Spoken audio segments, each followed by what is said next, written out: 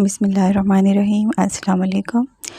آج میں آپ سے رجب کے روزے کی برکات، روزے کی نیت اور اس کی شرعی حیثیت کے بارے میں کچھ چیزیں شیئر کروں گی۔ تو سب سے پہلے بات کر لیتے ہیں کہ اس کی شرعی حیثیت کی۔ تو شرع میں اس کی حیثیت یہ ہے کہ یہ روزہ رکھنا بہت باعث برکت ہے، باعث فضیلت ہے، لیکن نہ رکھنے والے گنہگار نہیں ہوں گے۔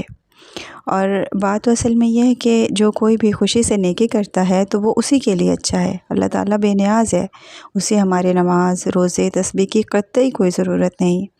ہم یہ جو کچھ بھی کرتے ہیں اس کا اجر، اس کا فائدہ ہمیں ہی لوٹ کر آتا ہے۔ ایسے میری آبزرویشن ہے، ہو سکتا ہے غلط بھی ہو، لیکن میں نے یہ دیکھا ہے کہ جو فضیلت کی راتیں ہیں یا ان کے ایام میں جو نفل عبادات ہوتی ہیں، روزے ہوتے ہیں، ان کی شرعی حیثیت کے بارے میں عموماً وہی لوگ سوال اٹھاتے ہیں جنہوں نے یہ اعمال نہیں کرنے ہوتے۔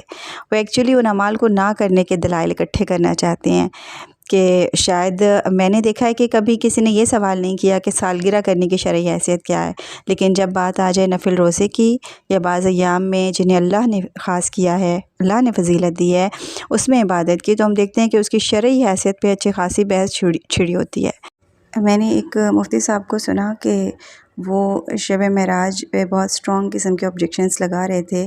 انہیں اس ماہ میں نماز پڑھنے پر بھی ڈاؤٹ تھا، روزے رکھنے پہ بھی پرابلم تھی، اور ایون اس بات پہ بھی وہ ڈاؤٹڈ تھے کہ 27 رجب کو شب معراج ہوئی بھی ہے یا نہیں۔ چلے مان لیتے ہیں کہ یہ ڈیٹس بقول ان کے کہیں پہ بھی کنفرم نہیں ہے کہ اسی ڈیٹ کو شب معراج ہوئی تھی، نہیں بھی ہوئی تھی، پھر بھی اس مہینے کی فضیلت سے انکار نہیں کیا جا سکتا۔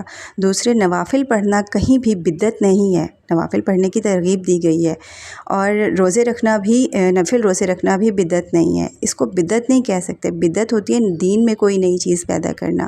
تو اگر کوئی کسی پرٹیکولر مہینے میں ہی صحیح لیکن نوافل کا یا نوافل روزے کا اہتمام کرتے ہیں تو یہ کہیں سے بھی بدعت نہیں ہے۔ اصل میں بات یہ ہے کہ یہ بات ہے اللہ کے فضل کی۔ اللہ تعالیٰ کہتے ہیں کہ میرے چاہے بغیر تم چاہ بھی نہیں سکتے، تو اللہ جسے چاہے وہی اس کی بارگاہ میں حاضر ہو سکتا ہے۔ اب بات کرتے ہیں کہ نیت کیسے کریں۔ تو نیت کہتے ہیں دل کے ارادے کو۔ آپ نے روزہ رکھنے کا ارادہ کیا، سحری کی، لیکن زبان سے الفاظ کرنا بھی ضروری، ادا کرنا بھی ضروری ہے۔ عربی میں اگر اس کی نیت کریں تو وہ اس طرح سے ہوگی کہ وَبِصَوْمِ غَدٍ نَوَيْتُ مِنْ شَهْرِ رجب۔ ماہ رجب بہت برکتوں والا، فضیلتوں والا اور حرمت والا مہینہ ہے۔ اس ماہ مبارکہ کی ہر گھڑی رحمتوں سے بھری ہے۔ اس ماہ مبارک کی تعظیم، اس کا احترام ہم پر لازم ہے۔ ہمیں چاہیے اس ماہ میں نوافل، تلاوت اور اذکار کی کثرت کریں، کیونکہ آقا دو جہاں صلی اللہ علیہ وآلہ وسلم نے فرمایا، بے شک رجب بڑا ہی عظمت والا مہینہ ہے، اس میں نیکیوں کا اجر بڑھا دیا جاتا ہے۔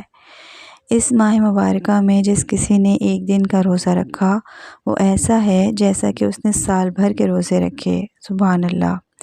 روزہ رکھنا ویسے ہی اللہ کو بہت محبوب ہے، اور پھر ان ماہ و ایام میں جنہیں اللہ نے فضیلت بخشی ہو، اس کا اجر اور بھی بڑھ جاتا ہے۔